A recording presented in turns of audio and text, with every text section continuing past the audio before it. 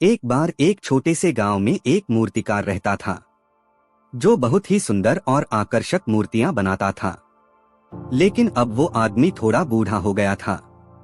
उस आदमी ने सोचा कि क्यों ना अब मैं अपने बेटे को मूर्तियां बनाना सिखा दूं तो मेरा बेटा भी इस गांव में मशहूर हो जाएगा। आदमी ने जब अपने बेटे से इस बारे में बात की तब बेटा भी मान गया। अगले ही दिन बेटे ने मूर्तियां कैसे बनाते हैं ये सीखना शुरू कर दिया। कुछ वक्त बाद बेटा भी अच्छी मूर्तियां बनाने लगा, क्योंकि जब बेटा मूर्तियां बनाता तब उसके पिता उसके पास खड़े रहते और उसे समझाते रहते कि क्या गलती तुम कर रहे हो। कुछ वक्त बाद बेटा अपने पिता से भी अच्छी मूर्तियां बनाने लगा।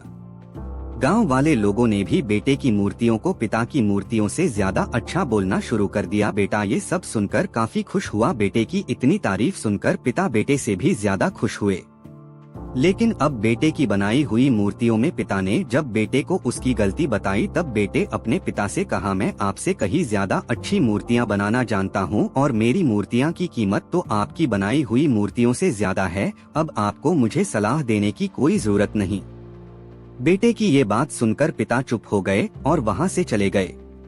फिर कुछ दिन बाद बेटे ने अपने पिता से कहा कि मुझे लगता है कि मेरी बनाई हुई मूर्तियों की कीमत उतनी नहीं होनी चाहिए जितनी अभी है। मुझे लगता है कि मुझे दूसरी दुकान में अपनी मूर्तियां बेचनी चाहिए, इससे मेरा ज्यादा मुनाफा होगा। पिता ने कहा, ठीक है, तुम अपनी अलग दुकान खोल लो।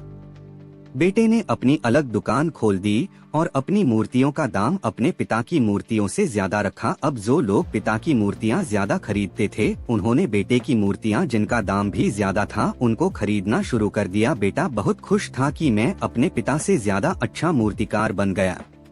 कुछ वक्त तक तो सब कुछ ऐसे ही चलता रहा, लेकिन कुछ वक्त बाद लोगों ने बेटे की मूर्तियों को देखना भी बंद कर दिया। अब लोग पिता की दुकान पर ज्यादा जाते और वहीं से मूर्तियां खरीदते। बेटे ने अपनी मूर्तियों को और अच्छे से बनाने की कोशिश की ताकि लोगों को उसकी बनाई हुई मूर्तियां पसंद आए, लेकिन कोई फायदा नहीं हुआ। बेटा कोशिश करते करते थक गया।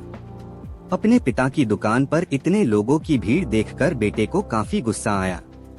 बेटा अपने पिता के पास गया और बोला, आपने अपनी मूर्तियों में ऐसा क्या किया कि लोग आपकी ही दुकान से मूर्ति खरीद रहे हैं? मेरी मूर्तियों को तो कोई देखना भी नहीं चाहता। पिता ये सुनकर मुस्कुराए और कहा, ऐसा इसलिए हुआ क्योंकि तुमने ये सीखना ही छोड़ दिया कि अच्छी मूर्ति बनाते कैसे हैं।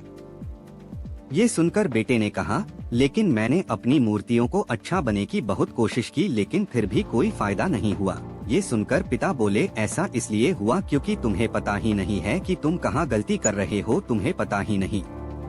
मैं तुम्हें जैसा मूर्तिकार बनाना चाहता था वैसे तुम बने ही नहीं, बल्कि थोड़ी सी तारीफ लोगों से सुन लेने पर तुम्हारे अंदर इतना घमंड आ गया कि तुमने अच्छी मूर्ति बनाना सीखा ही नहीं। तुम थोड़े में ही इतना ज्यादा खुश हो गए। ये सुनकर बेटे को अपनी गलती का एहसास हुआ। बेटा अपने पिता के पास वापस लौट आया और अच्छी मूर्ति कैसे बनाते हैं ये सीखना उसने फिर से शुरू कर दिया।